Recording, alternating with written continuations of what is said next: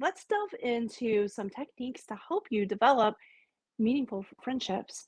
The first tip is being approachable and initiating friendships. I hear so many people say, well, they didn't call me, or that we wanted to get together, but then I never heard from them. Initiating and being a leader in this quest to get friendships is important. Don't wait for the other person, be that leader, show that initiative because then they're going to know, hey, this person's serious, or hey, I was just busy, wasn't really thinking about it. And you're going to put it to the forefront of their mind, making sure that you also smile, be friendly, be approachable is that's so important because if you're being a negative Nelly, people don't want to hang around with you.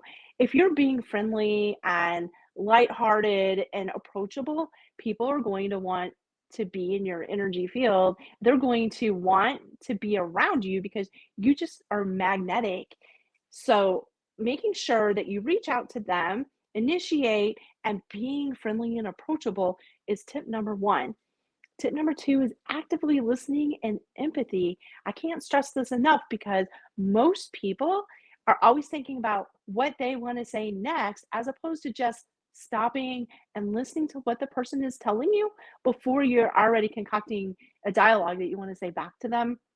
So, listening to them, absorbing it, because there have been times I've been guilty. I'll ask them, "Hey, where are you going on this trip?" Or, "What are you gonna do while you're on that trip?" And then I must tune out because afterward I'm thinking, "I don't remember what they said. How horrible is that?" Listening and developing active listening skills, meeting direct eye contact without being creepy. You don't want to just stare at them without blinking, but, you do wanna make some eye contact because if you're looking at your phone or you're looking all around, that's going to come across to them as you're not listening and you're not interested.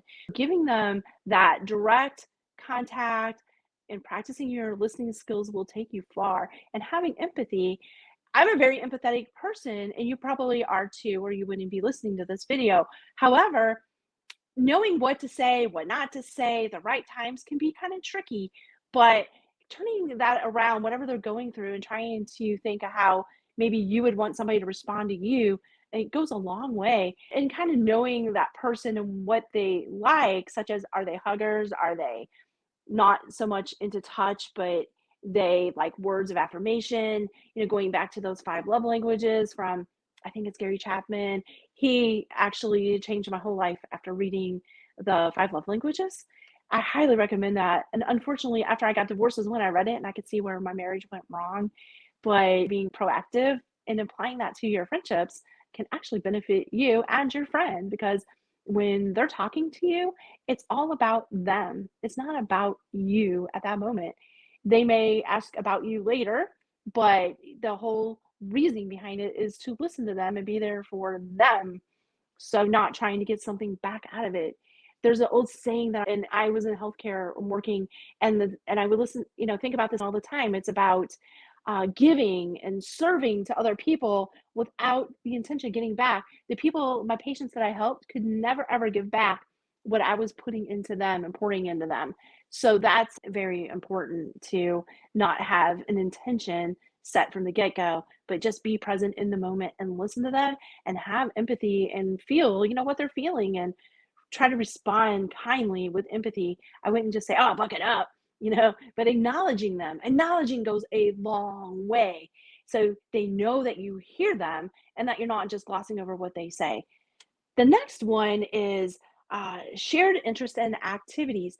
The best way I have found of making friends is to do what I love doing. I love to write. I go to writers groups. That's how I'm meeting my tribe. Because if I'm a writer and I love to write and I'm going to watch basketball or basketball meetup or something like that, and I don't even like basketball, I'm going to meet the wrong people. I like to hike. Sometimes I'll go hike with a group of people because, we have a shared interest, or that could be animals, horses. I'm into horses.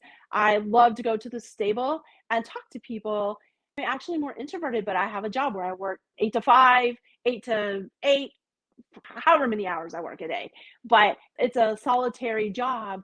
And so when I go to the stable, sometimes I just like to talk to people. And my daughter jokes around, not everybody wants to talk, mom, when they're with their horse. They just want that private time. Knowing who wants to talk with you and who doesn't want to talk with you. But I go to the barn There are times where I love to be by myself. I love to be the only one there. There are other times where I love to go to connect. Finding where your tribe hangs out, connecting with them on an interest level, sharing those experiences, and then even meeting after the meetup, let's say, or after the writers group, and connecting with smaller groups doing writing sprints. I go to the library often and I have a writing group that will write for 2 hours. And then we talk maybe 10 or 15 minutes beforehand. We talk 10 or 15 minutes after. It works perfectly. So finding shared interests and activities, if you do this, you will find where your tribe hangs out, which is important. Consistency and reliability. So showing up consistently, making an effort, being in that moment, following up with them. Hey, we mentioned going to lunch next week. Would you be interested in Wednesday or Thursday? And if they say, oh, yeah, I could do Wednesday, then initiating and saying, would 12 o'clock work for you? Would that be okay? Trying to decide where you're going to meet, taking that active role in organizing the when, the where, the how is important, and being consistent and following up with them. That's extremely important. Being reliable. If you say you're going to meet somebody for lunch at 12, don't show up at 12:10. Don't show up at 12:05. Show up early if you can so that you can be reliable. Whatever you say you're going to do, make sure you follow through with it. If you're saying things just to please people, in the end, that's going to haunt you, because if you're just pleasing people with no intention of following through, they're going to consider you flaky or not serious about developing friendships. So reliability is high on my list, and being prompt, because as a writer, my schedule is slam packed full, and it's not all just writing. I might write 2 hours a day, but I have other obligations and other things that I'm working on. My time is extremely valuable. Appreciating this person's time that's coming to meet you. They've agreed to also take time out of their schedule because I'm sure they're busy. Making sure that you're early and that you at least show up on time shows that you value their time and this friendship that's developing. Communication and vulnerability.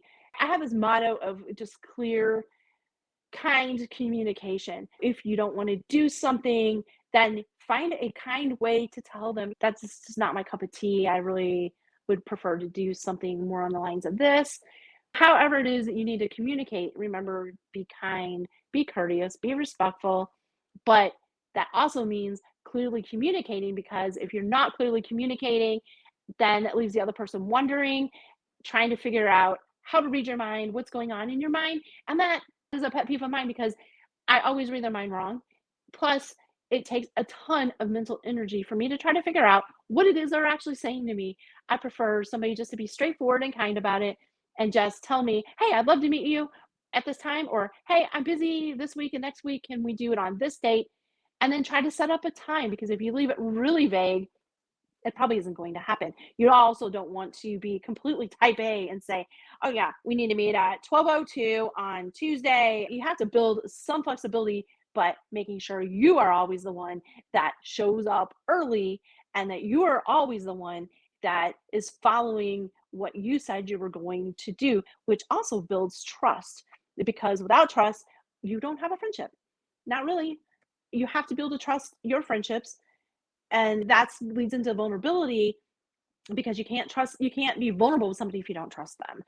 And sharing things, and it depends if it's more of a business relationship where you are writers and these are kind of like your coworkers, or are you trying to establish friendships with them? What is your goal? To establish friendships requires a certain level of vulnerability, because if you have a friendship that's just surface level, it's always going to stay that way. But delving in and just being true to who you are, telling them what you, in a kind way, what you really, are thinking. Tell them if you're struggling to write your book, it's okay to say that. Hey, I'm struggling. Do you have any ideas how I can get past this scene? That brings people in and makes them want to develop a relationship with you. And it also makes them feel safe to where they can open up, they can be vulnerable, and you can help them. So these are what I consider most important and easier ways to develop a friendship, because let's face it, as adults, sometimes it's difficult to find friends, especially after divorce, let's say, and you had a lot of shared friends, like couple friendships. And then sometimes after a divorce, they feel like they have to take sides.